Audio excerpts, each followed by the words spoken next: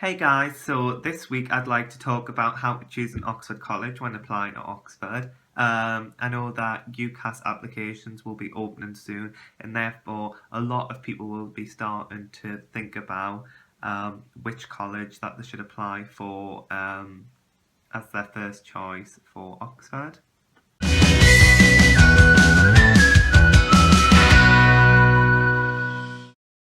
So, firstly, there's no doubt that there can be a lot of emphasis put on college choice when applying to Oxford, but at the same time, a lot of people would give the advice that it really doesn't matter, even if you want to sort of apply openly, so where your application gets sent off and randomly assigned to a college. Um, but I think there are a range of things that should be thought about before applying to Oxford, and especially when choosing a college, because I know that there were a lot of things that I didn't consider when I applied to Oxford, and now I think if I weren't so lucky to have been assigned Somerville in the end, I think that there would have been things that would have made my experience a lot more stressful for me in particular. So a first thing would be accommodation. There are a few things that you have to consider when thinking about accommodation. So how many years of your degree do you have to live out? You've got to remember that Oxford is actually the most expensive place to live in the UK outside of London, and especially in places like Jericho, which is where Somerville's situated, where rent can be £6,000 each a month. Not a month, a year. Whereas if you live in college, it's only just under £4,000. That is a great amount of sort of difference in price, and 1 in 3 people, well, students who are at university, worry about financial problems, and therefore it's something really worth bearing in mind. Luckily, it's Somerville, and I think in a few years' time it's going to be the case where everybody can live in for all of their degree, and it's so much easier because you don't have to worry about bills, you don't have to worry about bins being changed and things like that because it's all done for you. And I think that living in college is sort of a luxury when it comes to university, because I can't imagine anything worse than having to sort out bills, internet, and all of that on top of having to do all of your work here at Oxford. As well as that, you should think about what the facilities are in the accommodation of the college that you apply into. So, for example, do they have kitchens? A lot of colleges don't have kitchens for self-catering, so you've got to eat in hall or outside at restaurants, which can be really expensive. As well as that, are bathrooms shared? Are there opportunities for en suites for double beds? For in terms of welfare issues and access problems, if that would apply to you specifically. I know that when I applied Oxford, something that I was particularly concerned about was catering in terms of food, because I'm quite a fussy eater. So when I went to the unique summer school between years 12 and 13, and I was staying at Brasenose, the food was really good in terms of breakfast and also evening meals, and therefore I was convinced that I was going to apply to Brasenose, which would have caused other problems for me because there were other aspects that I didn't like about Brasenose.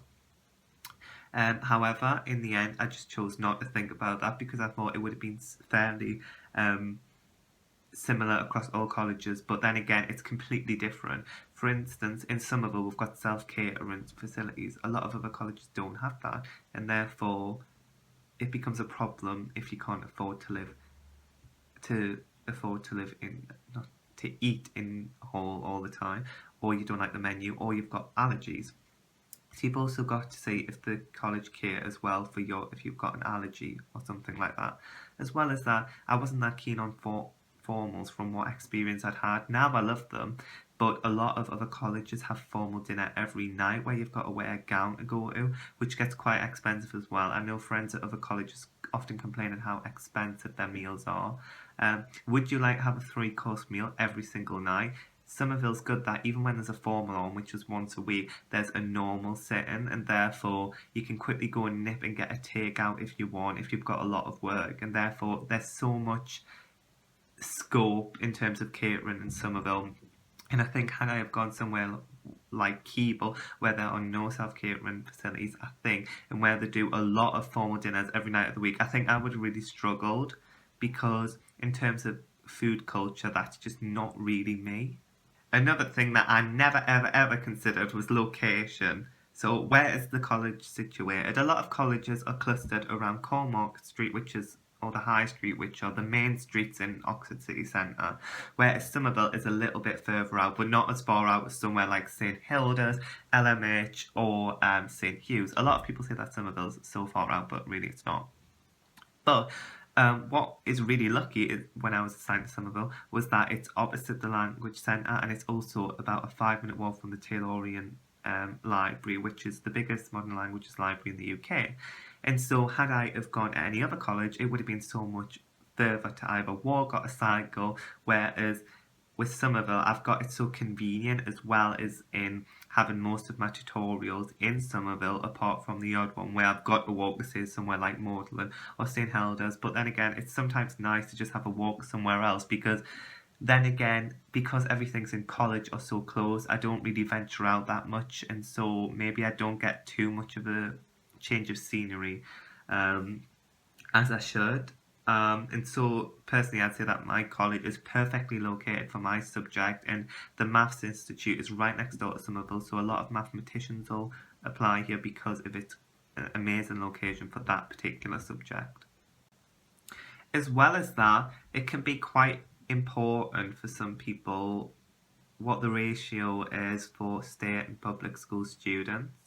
Um, I think perhaps I would have struggled more with a lot of public school students, because I think that for me, I prefer to be around people with the same background or who've got similar interests based on where they come from. And so Somerville for me is really perfect.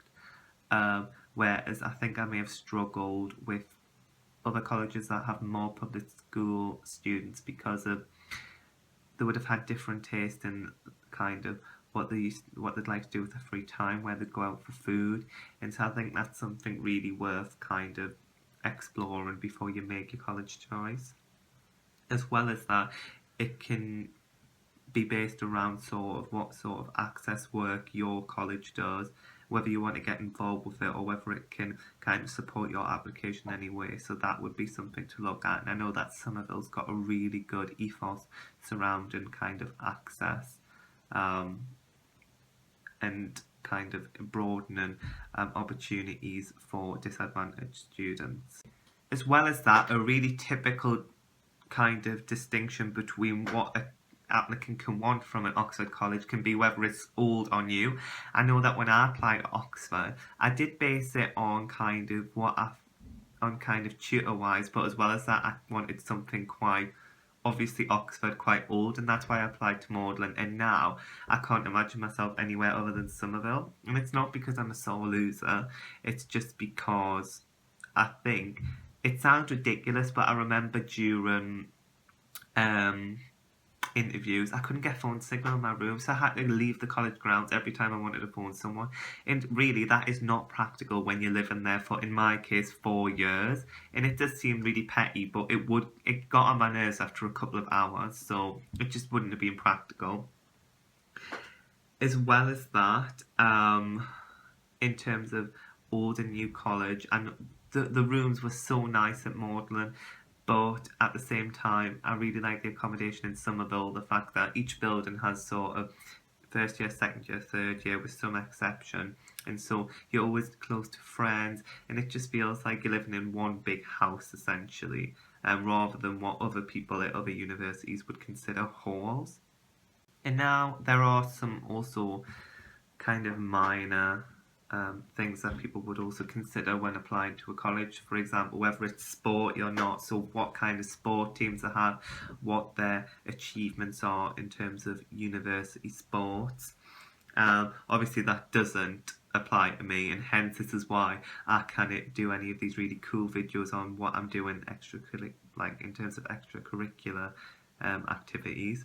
And as well as that, something I've never considered is Cartilage Library, which is quite important actually. So Somerville is known for having the best stocked library, because when it was a women's college, the women weren't allowed to go to the board, and so Somerville had to be well stocked in terms of resources for textbooks and stuff. So we've got the biggest college library across Oxford colleges, and I think if we didn't have that, it would probably be more effort having to go to Taylorian all the time. As well as that, you can take books out for a full term from a college library, whereas the Taylorian you can only take them out for a week.